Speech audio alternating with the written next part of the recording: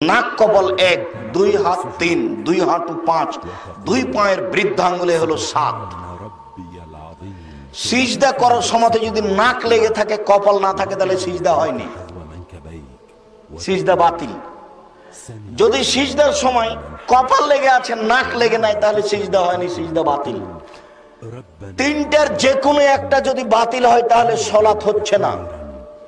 1 কি ওযু, 2 রুকু, 3 সিজদা। যদি কপাল লেগে আছে নাক লেগে নাই তাহলে সিজদা হয়নি। সিজদা চলাকালীন হাতটা উঠিয়ে যদি গাও চুলকান তাহলে এখন কয়টা আছে মাটিতে লেগে? 6টা, তাহলে সিজদা হয়নি। সিজদা চলাকালীন এক পা উঠিয়ে আর এক পা চুলকাচ্ছেন, বুঝতে পারেননি কথা মনে হয়? তাহলে এখন 6টা। আপনি হাত পা চুলকান কিন্তু সিজদাই নয়, সিজদা থেকে উঠে আসার পরে। বুঝাতে পেরেছি কি? সিজদা থেকে আপনি সিজদাতে বলেন সুবহান রাব্বিয়াল আলা যতবার ইচ্ছে, বলুন সুবহান কুদ্দুসুন রাব্বুল মালাইকাতুর যতবার ইচ্ছে। নইলে আপনি বলুন আল্লাহুম্মা মাগফিরলি জামবি কুল্লাহু দিক্কা ওয়াজুল্লাহু ওয়া আল্লাহু আখিরাহু নিয়াতাহু সিররা। হে আল্লাহ, তুমি আমার আগের পাপ, পরের পাপ, ছোট পাপ, বড় পাপ, প্রকাশ্য পাপ, অপ্রকাশ্য পাপ, জীবনে যত পাপ করেছি সব তুমি ক্ষমা করে দাও। আবার সিজদায় আপনি সিজদা থেকে উঠে আসেন, এসে বলেন আল্লাহুম্মা মাগফিরলি ওয়ারহামনি ওয়াহদিনি ওয়াফিনি ওয়ারজুকনি। আল্লাহ, তুমি আমাকে হেদায়েত দান করো, আমাকে খেতে দাও, আমার প্রতি দয়া করো, আমাকে মাফ করো। আবার সিজদা করে উঠে আসেন, হলে 1 রাকাত। এভাবে আরেক রাকাত এবার আপনি পায়ের পাতার উপরে বসেন। আর যদি সালামের বৈঠক হয় তাহলে বাম পাকে ডান দিকে করে দিবেন, বাম হাতের আঙ্গুলগুলি জমা জমা রাখবেন, আর ডান হাতের কনিষ্ঠ আঙ্গুল, এটাকে কোন আঙ্গুল বলেন? কুড়ে আঙ্গুল কনিষ্ঠ, এই দুটাকে জমা করেন। এদিকে দেখেন, জমা করেন তো দেখি। উপস্থিত বৈঠকের মুসলিম বোন, আপনি করেন তো। এই মেয়ে কার সাথে কথা বলছো? করো। এই 3 নম্বর আঙ্গুলের নখের উপরে বৃদ্ধা আঙ্গুলের পেট রাখেন। এবার অবিরাম নড়বে, হাঁটুর অবিরাম নড়বে, একবার উঠানোর কোনো প্রমাণ নাই, এটা ভুয়া হাদিসও নেই।